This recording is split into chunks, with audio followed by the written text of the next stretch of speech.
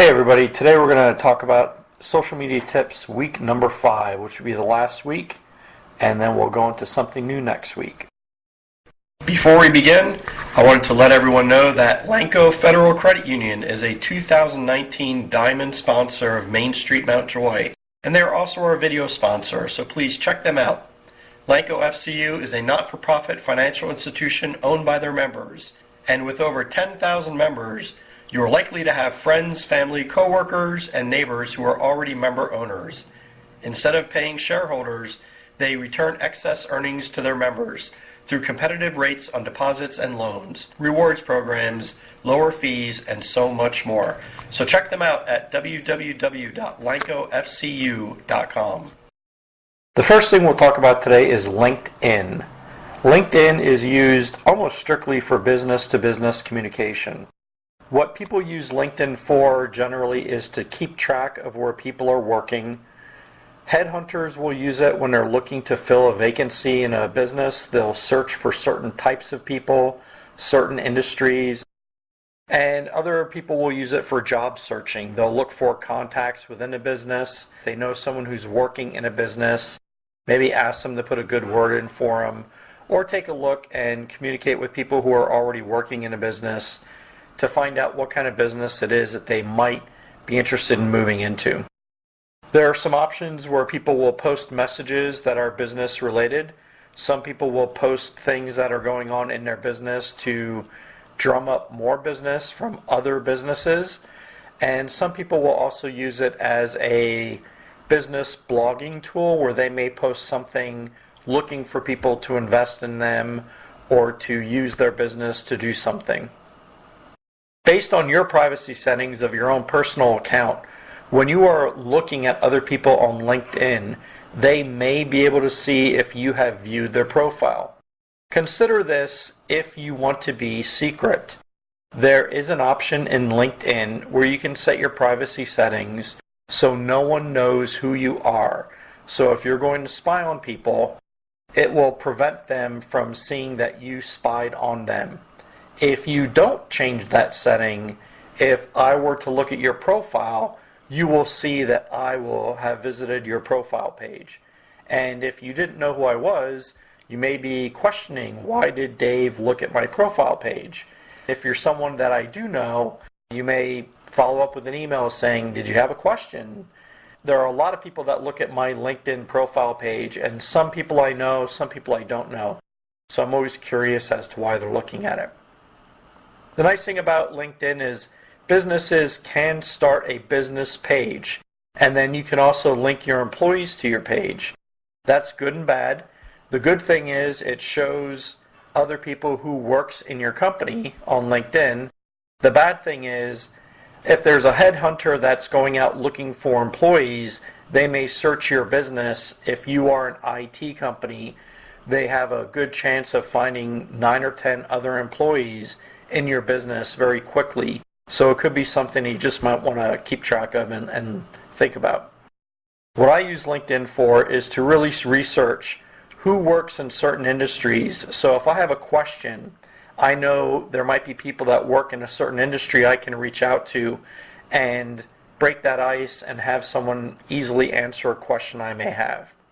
I also use it to see where people are working. If I know they've left a company, where did they go to? And did they stay in the industry? Did they go to a different industry? Overall, I think LinkedIn is a very good tool to have. You may not use it often until you really need it, and then you'll use it when you need to. The last social media tool we're going to talk about is Pinterest.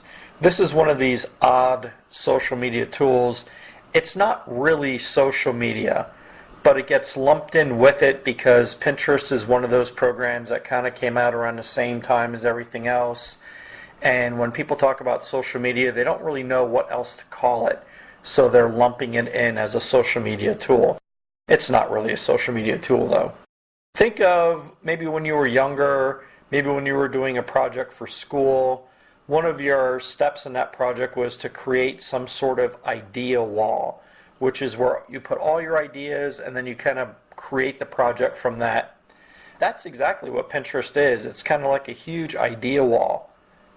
It is great for getting ideas from other people and businesses about a topic or a project that you're working on, just to kind of see what other people or businesses are doing and to see if it would work with you. There is a big problem though with Pinterest, something called copyright infringement. There are a lot of people on Pinterest that take copyrighted ideas and they post them on Pinterest as their own. So there are some lawsuits that have been out there with Pinterest as far as copyright infringement and theft of original ideas. What I would say is if you are putting anything on Pinterest, make sure you somehow brand that photo with a date, a time, your name, your logo, something that shows people that it actually came from you, showing that it was your original idea.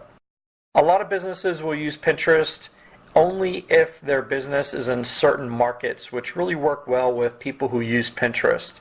People who are in the markets of dealing with food or drink, anything with home decor, crafting, lodging, floral industries, handcrafted items, home improvement, anything like that is big on Pinterest. So it would be a good idea that if you are in one of those industries, go ahead and open up a Pinterest account. Post some things that your business is doing. See if any of the Pinterest users that are out there will start sharing your ideas and giving you credit. There are actually separate business accounts on Pinterest. So if you started a Pinterest account as an individual, you can upgrade that to a business account, and that will help you brand your content a little bit better and also provide analytics that will show how many people have pinned your picture to their boards. That's going to be it pretty much for the social media topics. We've gone into it for 5 weeks, talked a lot of details about social media, so hopefully you guys learned something. And next week we're going to be going into something different. Next week we're going to be talking about a topic that is one of my favorite things to do, called brain mapping. It has a lot of different names. It's also called mind mapping, brainstorming. I like to call it brain mapping because I think it's one of these catchy things that really makes you think about what you're doing and what the process is. I'm going to try and break it down for you, maybe do a live video on how to do a brain map and use an example of a brain map that I'm working on right now for Main Street Mount Joy to show you what my process is, talk to you about how it works for me, and why it could also help your business. It's one of my favorite things to do, and it's very easy to do, and I find once I teach it to people, people use it a lot. I learned this when I was working for Wilton Armitel maybe 23 years ago, and I still use it 23 years later, so I hope it's going to be a good tool for everyone to use. See you guys next week.